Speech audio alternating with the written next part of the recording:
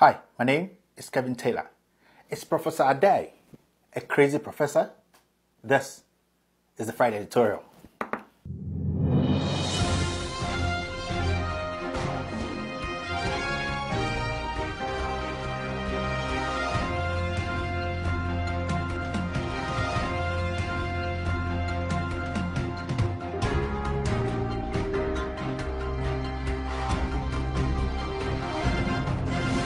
So with all due respect, sometimes I get messages from some Ghanaians who watch my show. Some of the time, they think some of the words I use are harsh and too sharp. In all honesty, I do agree with them. But the honest truth is, I'm forced to use such words because we as Ghanaians have refused to think as normal human beings. I use these words sometimes because I feel that it is the only language we understand as a people. Now, why do I say that? I say this because people like Professor Adei will only understand this kind of language because people like Professor Adei are tribal bigots filled with hypocrisy when it comes to speaking honestly about this government. Now, Professor Adei has over the past 2 years shown that there is a big difference between book knowledge and common sense. In this case, the crazy professor has failed to apply common sense speaking about matters of national interest. After I heard Professor Adei, who is filled with hypocrisy and also a tribal bigot, try to paint a beautiful picture of Ghana under this corrupt administration led by Nana Addo Dankwa Akufo-Addo, I had no option but to set the record straight about who we are dealing with. Now let me ask you, Professor Adei, how many corruption cases have been pushed under the carpet all because the president is directly involved? As we speak, the president and his government can't even tell us where the fraudster Nana Appiah-Mensah is. Why was Ejaku fired from the energy ministry? Why did over 600 liters of oil disappear? This government can't tell us how much it will even cost them to build a senseless and useless cathedral.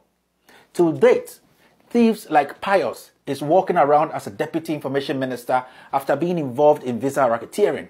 An imbecile like Kennedy Japan, who has been accused of murder, is walking from radio stations to TV stations bragging that the president can't even order for his arrest. And you are here spitting nonsense to defend this government of being corruption-free. Please, crazy professor, tell us what came out of the Oslo deal. The amount involved in the Oslo-Kelny GVG hasn't even been dealt with as we speak. Your colleague, Professor Frimpong Manson, now has allowed his son to mine illegally, whilst you and your friend, the president, have told us that Galamsey has been banned. Let me ask you, crazy professor, have you asked yourself where the cash for seat money went? Today, you have the nerve to speak about corruption. I will urge you, crazy professor, that just do yourself a favor and shut your mouth and enjoy whatever you are enjoying today from this government, because we the people are wise now and will not fall for bigots and hypocrites like you. It is simple. If you are not ready to speak the truth, then with all due respect, shut your mouth and let the honest ones speak, because people like you make us want to puke. With all due respect, I am so mad at this hypocrite because he should set a better example for the young ones who look up to him. Why have we suddenly lost the honesty we were born with? Why have we suddenly become so bitter against people who have done a lot for this nation? Why can't we put aside our tribal stupidity and be honest for once and speak the truth?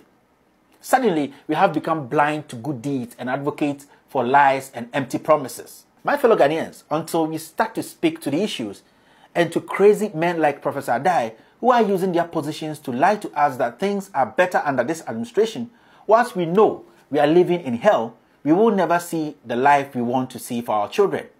I am pissed because this man is a walking contradiction, and the earlier we point it out to him, the better for us as a nation.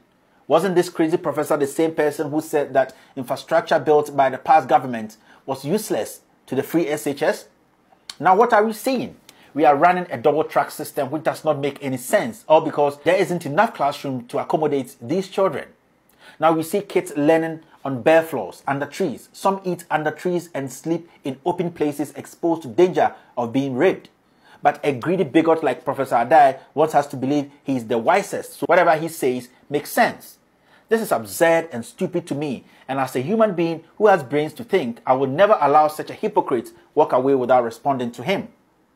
With all due respect, my fellow Ghanaians, the time of listening to crazy professors is over. It is time to demand what we were promised, not what some old ignorant bigots will say. What I need as a Ghanaian who pays his taxes is to see my roads fixed, sustainable jobs created, schools built, good education for our children, new hospitals built and old ones upgraded, farmers given the needed help by government to produce more food, the ordinary Ghanaian being able to afford decent accommodation, and many more. Not to let an old greedy prof tell me what he feels because he is indebted to a certain president. Professor Adei, I would like to personally tell you that you are a hypocrite, and I pray that the God who helped you get where you are now will reconsider his decision and put you where you actually belong. People like you make God feel annoyed with himself because he thought he was giving you opportunity or a position in life so that you could be a blessing to your country. But it has turned out that he has rather wasted his time blessing an old, greedy, tribalistic bigot who can't put aside his tribal differences and speak the truth. You are a disgrace to Ghana and all professors. We the people are wise, and we will make sure leeches like you are exposed any day, any time. For it is said, and I quote, "A hypocrite is more dangerous than a dishonest man, because a dishonest man deceives and cheats, and a hypocrite betrays and swindles." End of quote. Professor Adei, you are dishonest and dangerous, and people like me will make sure you are exposed. My name is Kevin Ekobedu Taylor, and this is the Friday editorial.